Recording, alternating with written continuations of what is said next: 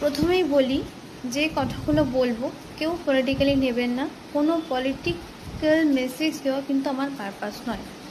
তো আমার কথাটা হচ্ছে যে আজকে জাস্টিসের সাথে সাথে এই দাবিটা উঠুক যে বিচার ব্যবস্থায় পরিবর্তন আসুক, সংবিধানে পরিবর্তন আসুক, সারা দেশ উত্তাল হোক, সংসদ ভবন কেঁপে উঠুক, যে এই দাবিতে আজকে সৌদি আরব, ইসরায়েল, ইজিপ্ট এই সমস্ত দেশে ধর্ষণ করলে তার 4 দিন 7 দিনের মধ্যে কোথাও ফাঁসি দেওয়া হয়, কোথাও ধর্ষকের গলা কেটে দেওয়া হয়, কোথাও গুলি করে দেওয়া হয়।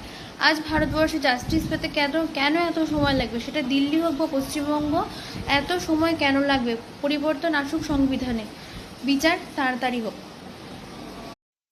প্রথমেই বলি যে কথাগুলো বলবো কেউ পলিটিক্যালি নেবেন না, কোনো পলিটিক্যাল মেসেজ দেওয়া কিন্তু আমার পারপাস নয়।